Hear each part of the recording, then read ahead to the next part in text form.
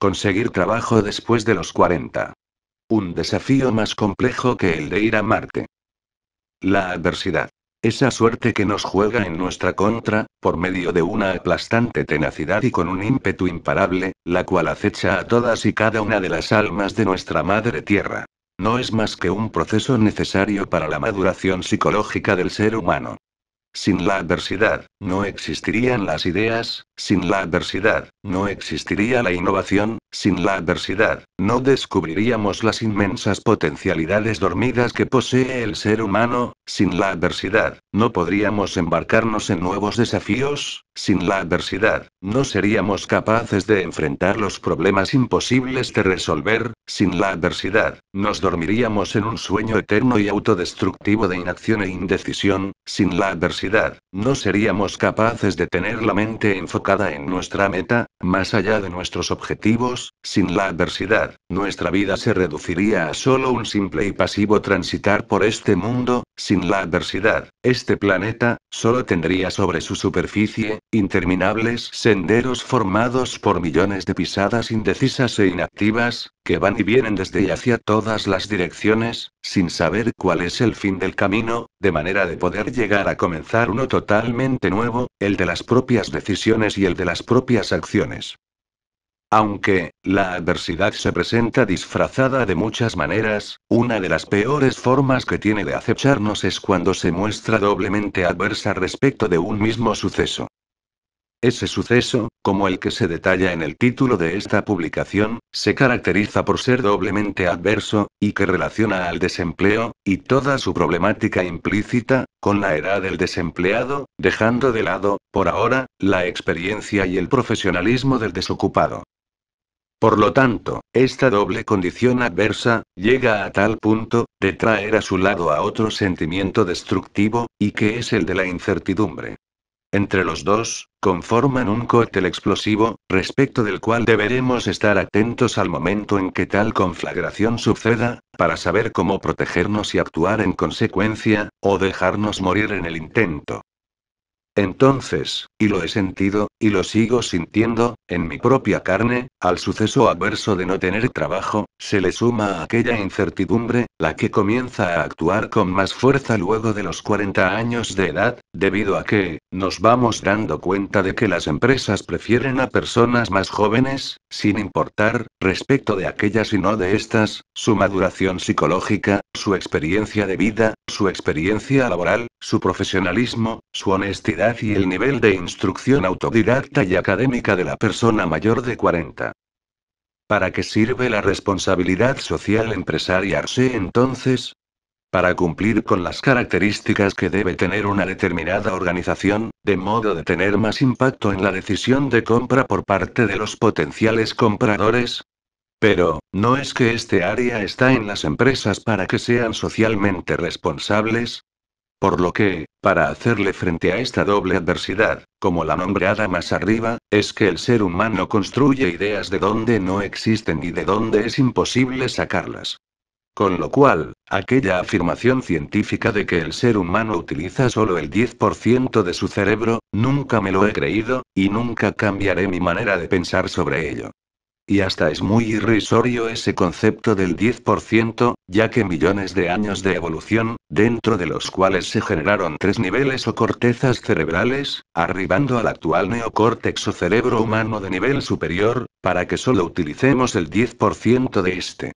No lo acepto en absoluto.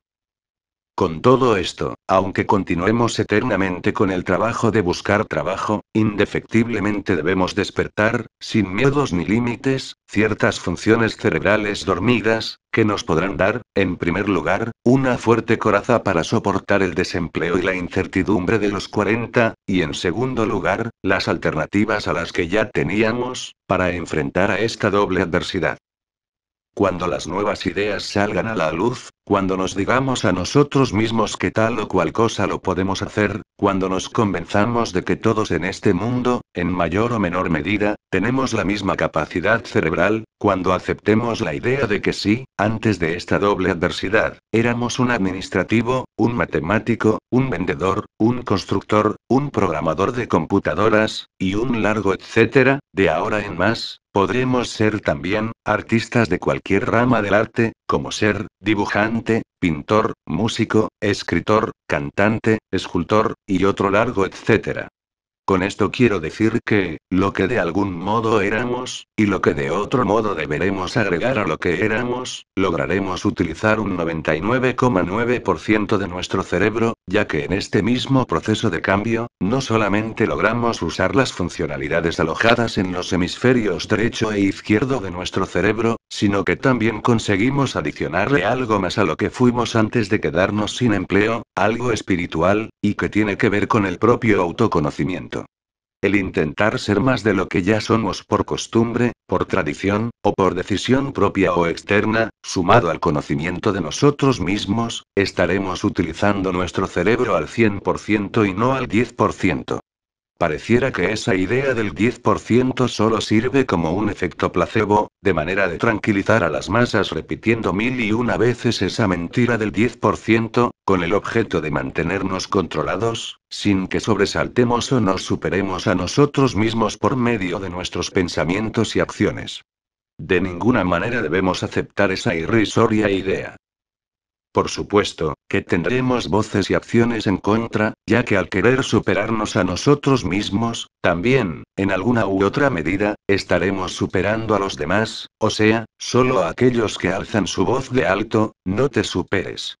Y paradójicamente esas personas son las que nos dan la fuerza, sin quererlo e indirectamente, para nuestra autosuperación. Si hacemos caso a estas voces, aquella doble adversidad, pasará a ser triple. Debemos saber también, de que aquellas voces o acciones en contra de nuestro camino hacia el 100% de potencialidad, solo quedan dentro de quienes las originan, y que no viajan volando hacia nosotros para hacernos el daño deseado. Y esas personas que nos quieren, posiblemente a veces sin desearlo, mantener en el 10%, en lugar de apoyarnos para llegar al 100%, a través de sus palabras y acciones, esas mismas palabras y acciones son las que los mantienen a ellos mismos en el 10%, ya que se autolimitan en su intento de limitar a los demás. Son los que lanzan el boomerang, pero también a los que éste retorna.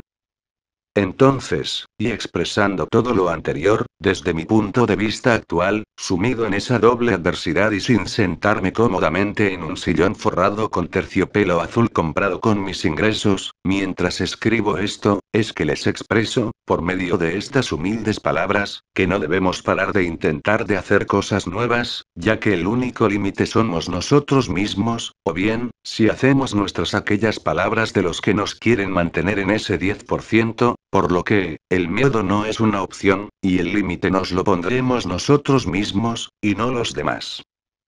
Y para finalizar, pongo un ejemplo práctico. Cuando comencé a escribir mi primer libro, tuve, además de las bienvenidas palabras de aliento, las antagónicas. Por ejemplo, una de las frases fueron: ¿estás escribiendo un libro? Difícil que lo leas, che. Actualmente suelo leer a grandes escritores como García Márquez, Mario Benedetti, etc. Con lo que yo les respondo lo siguiente: aquellos autores que nombraste, si o si en algún momento de sus vidas han escrito la primer letra de la primer palabra de su primer libro o ensayo, y sumado a que no me considero para nada inferior ni superior a ellos, es que voy a escribir los libros que yo desee, y evolucionando e innovando durante ese proceso. Además, el hecho innegable de ser grandes escritores, es porque tienen una trayectoria desde que escribieron aquella primer letra de la primer palabra de su primer libro. Yo elijo el 100%, ¿y vos? Muchas gracias por escuchar mis pensamientos. Nelson J. Recio.